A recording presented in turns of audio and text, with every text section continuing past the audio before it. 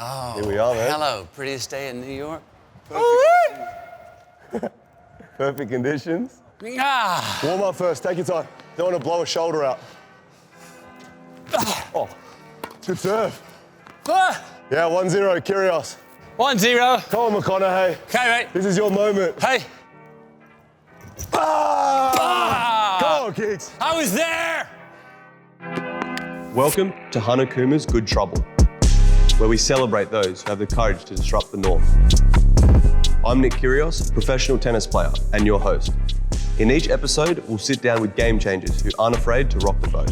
We'll dig into their stories and the waves they've made in their worlds for the better.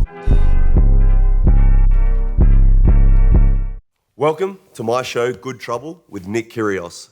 The guest joining me today has gone from Hollywood heartthrob to global icon by living on his own terms. He's a husband, father, Academy Award winner, a New York Times #1 best-selling author, a philanthropist, and professor at UT, where they invented the title Minister of Culture in his honor. Beyond titles, he has his own era, see pronoun reconnaissance. He's the motivational speaker, Lincoln spokesperson, and even co-created his own tequila with his wife. Better than all right, the definition of zen and cool, Matthew McConaughey. Oh, yeah. Let's go on the road with that You like intro. it? Nice. You like it? Appreciate it. So Matthew, thanks Yes, for being here. What does good trouble mean to you? Good trouble? It's that good mischief. It's not following the status quo, but still doing something, and everyone looks around and goes, is that legal? And they go, well, Borderline. actually, I think it might be, but no one's done it like that before. It's good trouble. Getting up to good trouble. A little mischief is something I'm trying to talk to my kids about now. By going, I want you to get up to some good trouble. Get away with a few Ask some things, questions. you know what I mean? Yeah. So we're at the US Open, you know, the biggest stage, New York, center of the culture. What do you love about the US Open and tennis in general? I mean, fly your freak flag. Yeah. You know, Wimbledon has its formality. This the rules. We're going to do it this way. Yep. It's a little bit more of good trouble in New York It at is. the U.S. Open. Yep. It's like, well, we want a little mischief. We Yep. want to promote a little bit of something to not go quite by the book, and the crowd can get as loud, and the colors come out. It is definitely the most electric and buzzy sort of Grand Slam of the four. I don't know, have you been to Wimbledon before? No, haven't been to it's Wimbledon, haven't been to French or Aussie. so quiet. Yeah. Like in between points, it's like you can hear a pin drop, and then US Open is like constant white noise. It's always celebrities, and I think for me, it's probably the most fun tournament to play, Okay. hands down. I know you're a fan of the game the last 2 years, but what do you think about the state of the game now and what it takes to really have success now? Ooh, good question. I mean, look, we're just coming off of the Federer, Nadal, Djokovic reign. There's always someone who comes up and they go, oh, this is the next big thing. And then you look around 2 years ago, where did he or she go? Yep. Alcaraz is not a where did he go? He's going to be one of the greats, yeah. Sinner doesn't look to be like a where did he go? Yep. So there's some youngers establishing themselves going, no, we're here.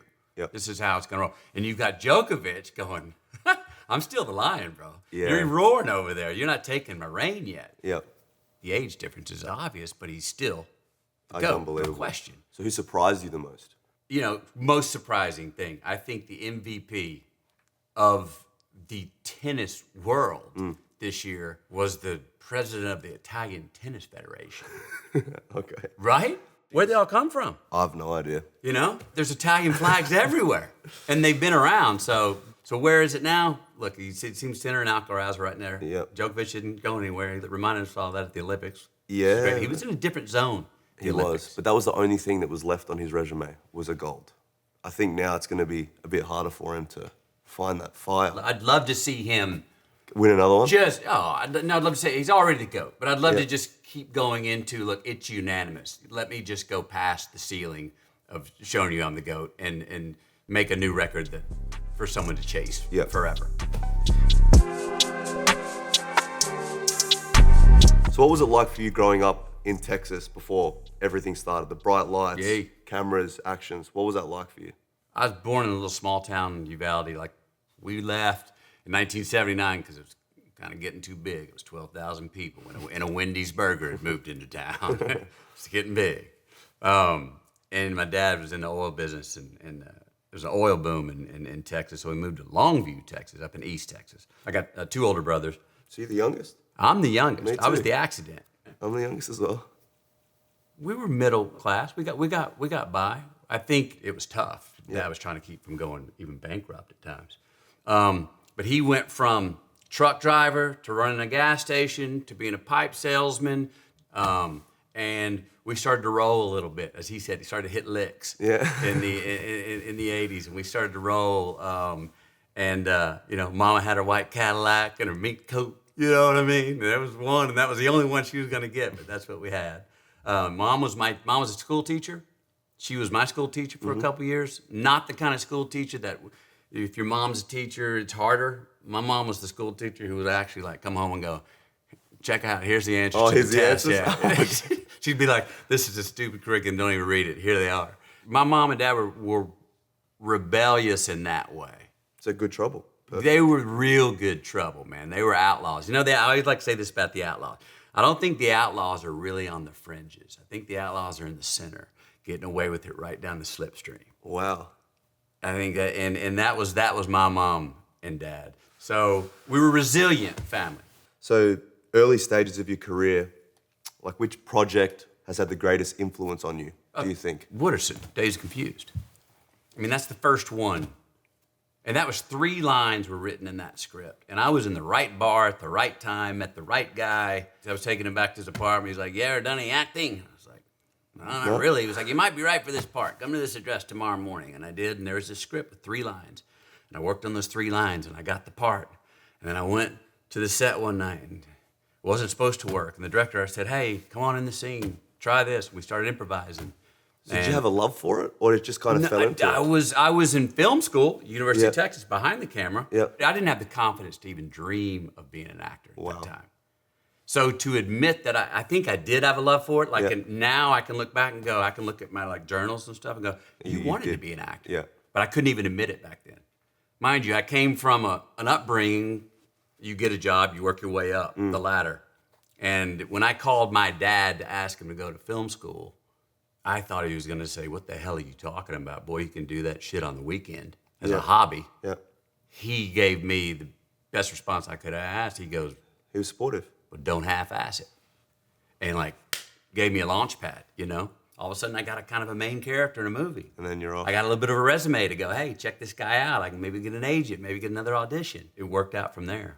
That's crazy for me because I played basketball growing up, and that was my first passion, was playing basketball. Loved it. Used to shoot hoops at the back of my house. My parents pushed me into tennis because being from Australia, making it in tennis, because tennis is one of our biggest sports down there, but basketball's not. So they're just stop playing basketball now. We're just going to push you into tennis, and I hated it. You hated it then? Couldn't stand it, and I was When just did you good start at to love it? I don't know if I love it. You still want the big round ball? Yeah, I just want to play basketball, but yeah, it's crazy. They kind of just took the basketball straight out of my hand and said, look, we're going to pursue this tennis career, and here it is. So you don't know if you love tennis? I mean, I'm competitive. Yeah. I love the competition, Okay. but I get that. I could probably get that But playing. without competition, you and a little green ball and a racket, you don't know if you love that. I don't know if I love tennis. Okay, because sometimes we get a lot of people do things we don't necessarily go our favorite thing to do, but we get good at it. We go, I'm kind of learning to love this. I mean, being from Australia, I have to be traveling 8 months a year, new place every week, out of a hotel, don't see my family and friends. From Australia, it's a bit harder. It's a tough sport. If you could play it in Australia, in your backyard with your family with you the whole time. It would be easier. I still think I'd want to play basketball, though. Okay. Yeah.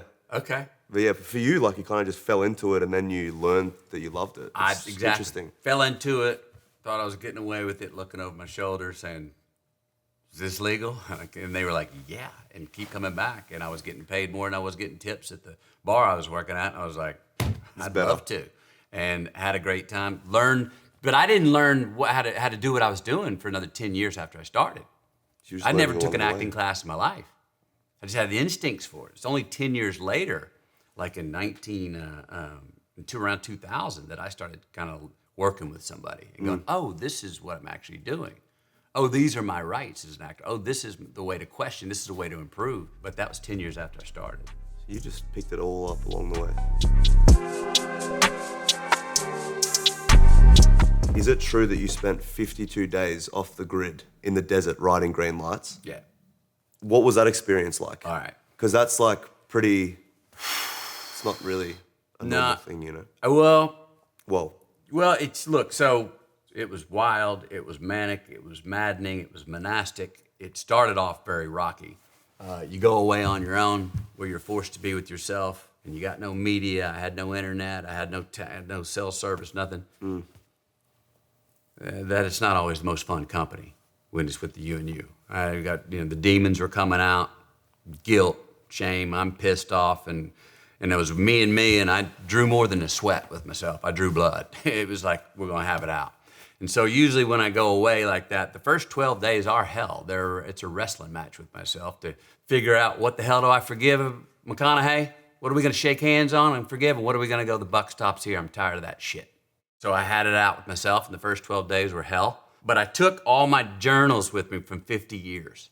I knew that when I would get bored or start going mad, the only thing I had to entertain myself with was me, what I've written over the last 50 years. So I would be forced to go to that. And after about 12 days, I started to, those things that I was wrestling with myself about and fighting, I started to kind of giggle at. Sense of humor started coming out. Started to forgive about some things that I was ashamed of. And then started to look back in my journals and started to say, oh, this isn't, the way you're feeling now, these things you're doing that you're feeling, you've been doing and thinking that stuff for 50 years, man. So that made it even more funny in a way and easier to go, all right, it's essentially the same kid you were when you were 12. You're asking the same questions. You maybe have more answers, McConaughey, but you're still interested in the same things. You're making some of the same mistakes too. That's when the book started to really unravel, and I be able to be honest with myself and share something that I thought and hoped would kind of hit a nerve with humanity, and fortunately it kind of did, because my story that was very personal to me seems to have a lot of people going, hey, I saw myself in that story. I know what you're talking about. Oh, you too? yeah. And I think that's part of the success of the book, is that it was a personal story, but it was a human story, and hopefully it was entertaining, and I got to share some of those things and be honest and go, yeah, me too, bro. Check this out. Yeah, I stepped in shit not only twice, 3 times, and I did it again, and the 4th time I face planted. Yeah. You know what I mean? Do you still journal now? I do, daily. Every day. Yeah. I don't think there's anybody that any of us should know better or try to get to know better than ourselves.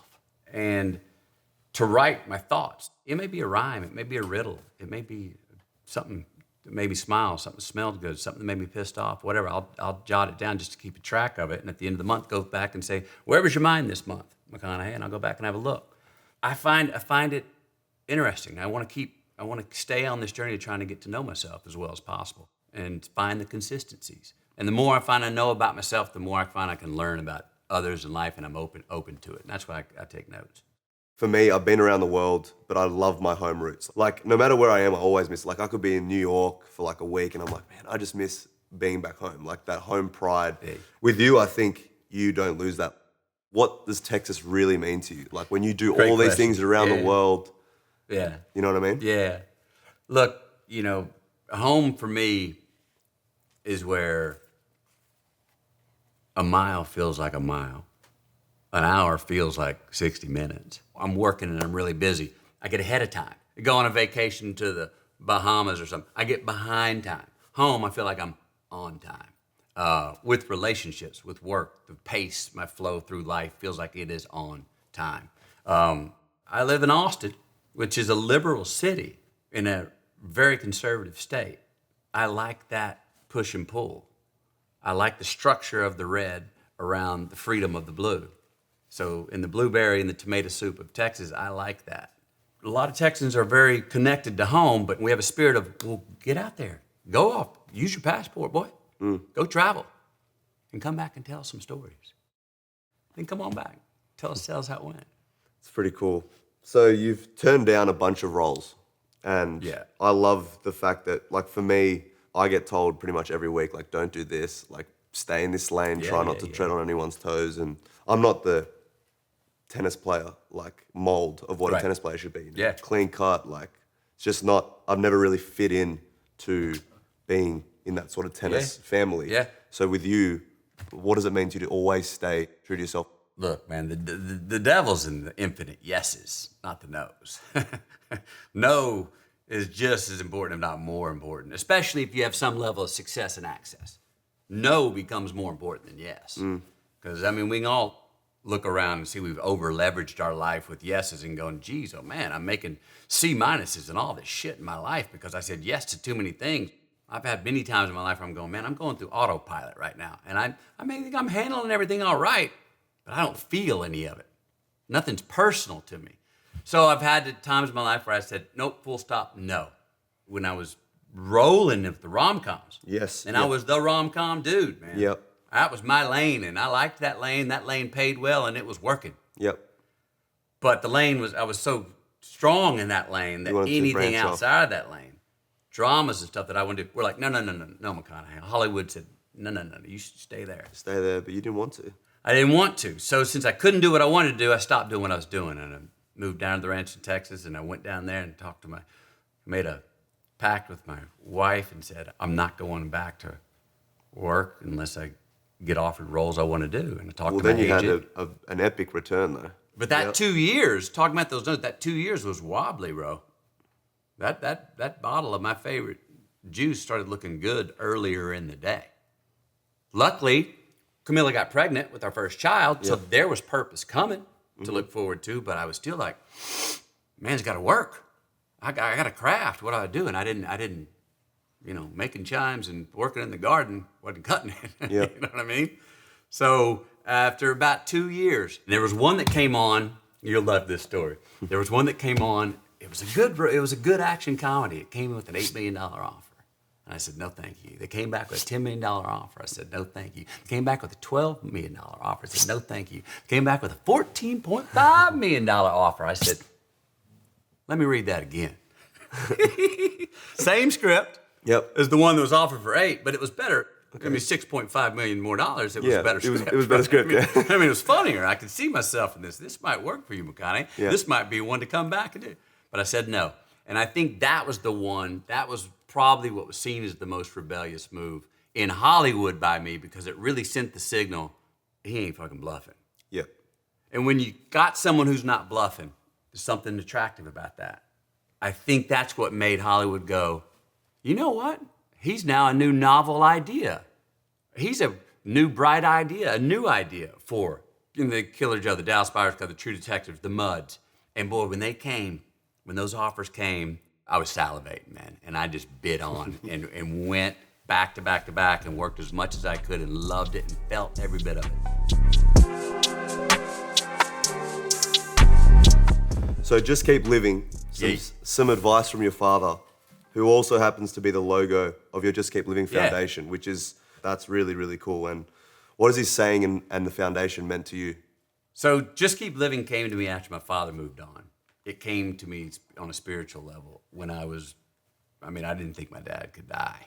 I thought he was the abominable snowman. I was like, when I found out, my mom called me and said, you like this, talking about good trouble. Guess how he died? Oh, I don't know. Let me know. Well, woke up on a Monday morning, 6 a.m., feeling a little frisky. Woke up his wife, my mother, made love. As soon as he finished, heart attack. You're joking. On top of her. And he told me, my brother, Rooster, and Pat, that's how he was going to go. He used to tell us, boys, when I go, I'm going to be making love to your mother. And the son of a bitch did it. Died of a heart attack. And Mom called me that afternoon going, your dad died. Made love this morning. So anyway, beautiful way to go. And I was going through, as everyone is, how do you keep someone alive? And it came to me that you can keep someone alive spiritually. Because I was still wanting to talk to him. I was still picking up a phone. And I was like, you can do that, McConaughey. Pick up the phone anytime you want and call him. His spirit's still alive. That's what Just Keep Living meant. Keep him alive. So that emblem that's on the foundation is him. That's the last picture taken of him 2.5 weeks before he died. He was walking off the beach. We took a picture, and there was a little, quarter-acre spot on a beach. And he said, boys, when I hit a lick, and that was his version for when I do a good pipe deal, he goes, I'm going to have a little oyster and gumbo bar right here. It's going to be a wood shack. We're going to have oysters, gumbo, and Miller Lite in the can. That's it. just keep living was something that I've been trying to apply. I have not found anything in life where it doesn't apply. Yep. What's the right just keep living choice? The more it's going to bring more life choice. Name the foundation that we help after school. Yep. Young men and women in Title I schools they're on the wrong track, try to get them on the right track. They're on the right track, keep them there. Pop, and just keep living are kind of stamped everywhere. Yeah, you can hold on to that. From foundations to Cool. T-shirts to a damn dog bowl. I can't find a place that doesn't fit. So when it's all said and done, what sort of legacy do you hope to leave behind as an artist? You? Yay. Or just as a person? Like, what's more important?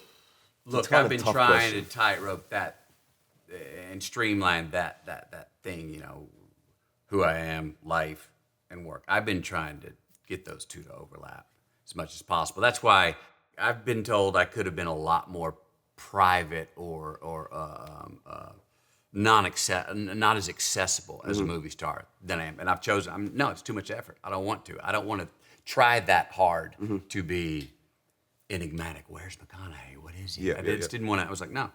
Everything that I could do before I was famous, I know I still have a right to do, and if I want to do it, I'm gonna do it in my life now. And so, what kind of memory, legacy? I mean, I don't half-ass much. I don't always hit the mark, but if I miss, I like to miss all the Go way. out swinging. I like to be past the hole, not short. Look, I'll say this though: movies, they're immortal. They would outlive me. Art, they will be there. The best thing I think a man, the best thing I think even a parent can leave behind, they're epics. The epic films are my kids. Yeah, definitely.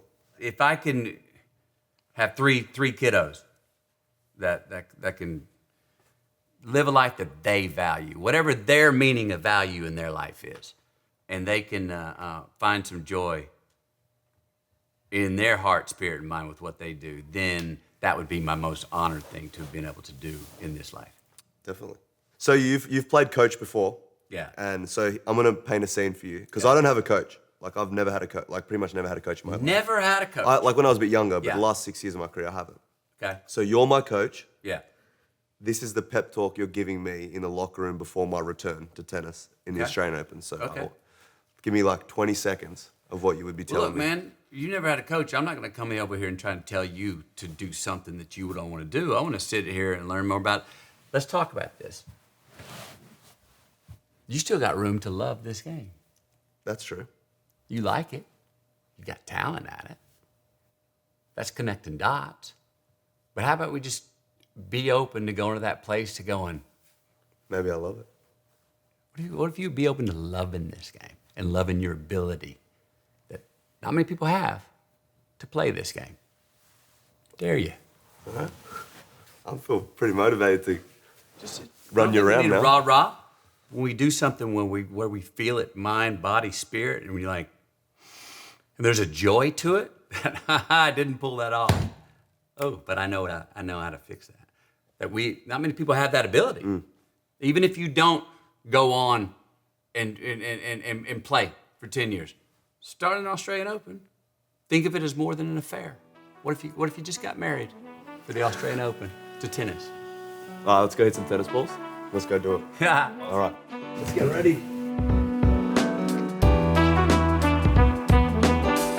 Is this the first time you've been down here though? Like these I was here corridors? last year, but Oh, but you walked it. No. I don't think I've walked this course. It's pretty cool, I'm not gonna lie. But yeah, we'll get your stuff and you get change and you get turned into a player now. Sweet ass, man. To use an Aussie phrase.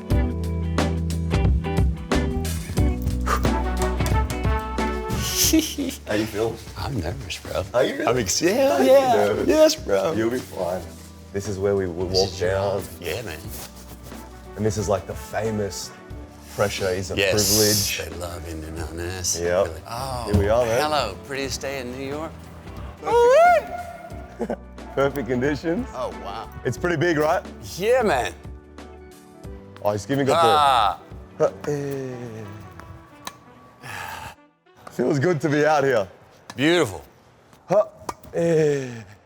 Ah. The big fella's grabbing confidence now. So now that you're a real player, what got you into tennis? The exercise. Playing with my buddies, Woody and them. Foursomes, having a great time. 3 hours, broke a sweat, said this is a hell of a lot more fun than jogging a mile. Yeah. Ha. Nice. Yes. No, that's a good ball. That's your best forehand of the day. I'm not going to hold back anymore. Good ball. Hey. Sorry. Nice, yeah.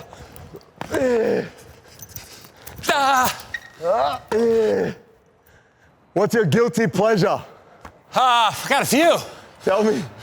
Unless it's too personal. I like my tequila. Tequila, yeah, me too. I need a bottle of yours, though. I'll get you one. All right, here we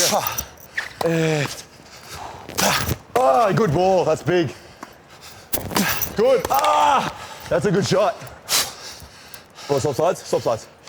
Get your hit on both sides, see which one you like better. Good job. Come on, McConaughey. Okay, mate. This is your moment. Hey. Come on, kids. I was there. Come on, McConaughey. Oh!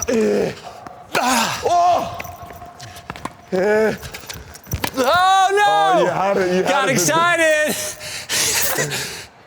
He's actually a lot better than I thought he was going to be.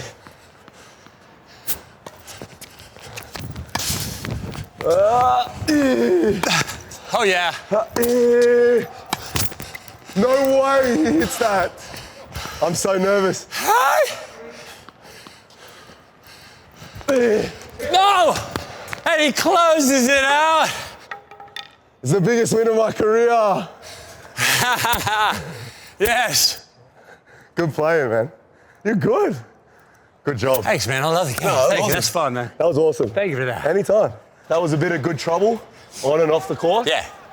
Send us off with something. What's the last thing you want people to remember after that hit? After that hit, Yeah. You can be actually pretty solid. McConaughey's got some potential. You heard it here first. McConaughey's got some He's potential. got some potential.